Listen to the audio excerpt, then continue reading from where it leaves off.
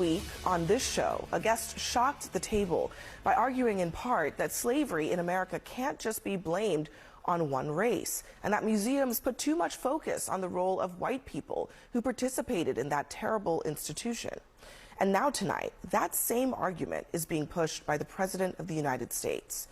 Donald Trump says that one of the reasons for his crackdown on Smithsonian museums is, quote, everything discussed is how bad slavery was.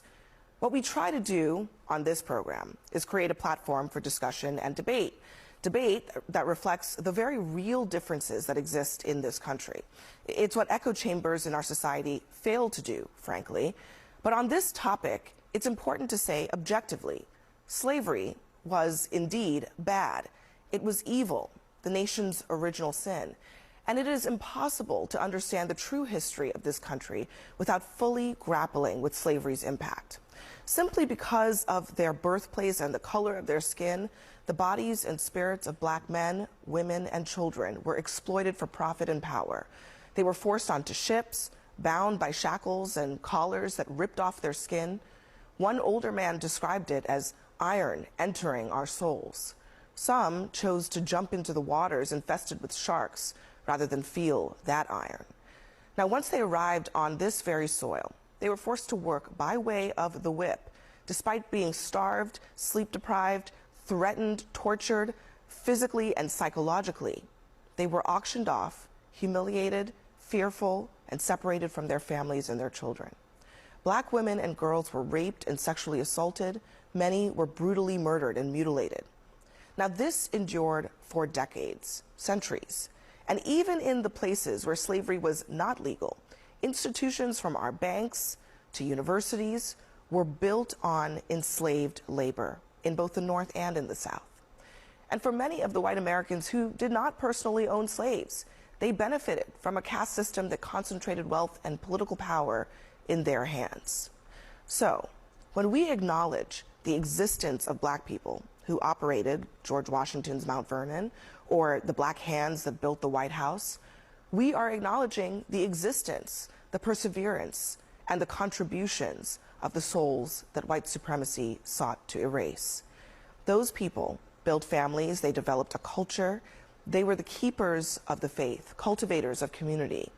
And they are the ones who deserve credit for forcing America to rid itself of the stain of slavery.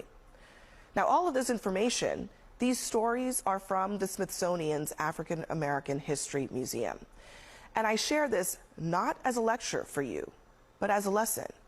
America, the superpower, is largely possible only because of the superpowers of people who went lifetimes without the same rights of generations who were boosted from their backs. True history should include everything. Yes, the evils and the horrors too.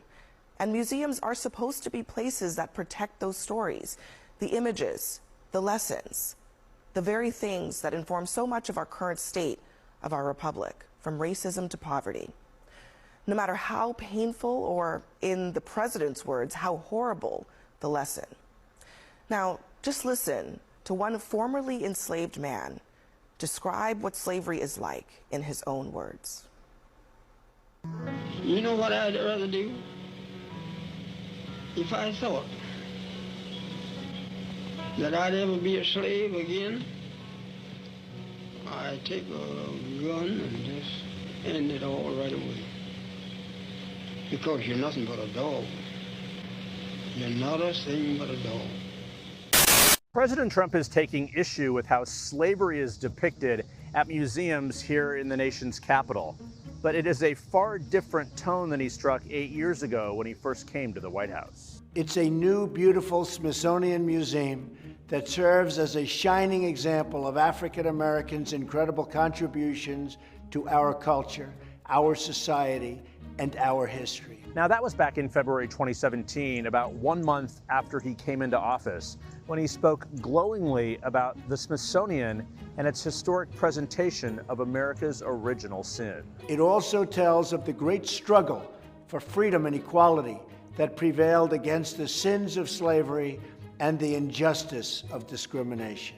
I covered the first Trump administration, and I was thinking back to that visit this week when the president escalated his attack on the Smithsonian in a new post on Truth Social when he wrote this: "The Smithsonian is out of control, where everything discussed is how horrible our country is, how bad slavery was, and how unaccomplished the downtrodden have been. Nothing about success, nothing about brightness, nothing about the future." The fact that we had our country was involved in slavery is awful. No one thinks otherwise. But what I saw when I was going through the museums personally was an overemphasis on slavery, and I think there should be more of an overemphasis on how far we've come since slavery. Our country is a country of progress, and it's the greatest country in the world, and we should be able to take our kids, our students through the Smithsonian and feel proud when we leave. To the white people saying that the Black History Museum has an overemphasis on slavery, what part should they focus on instead? The part where black people got restitution? Because that never happened. The part where black people got reparations? Because that never happened. The part where black people got their 40 acres and a mule? Because that never happened. The part where black people had their civil rights protected right away?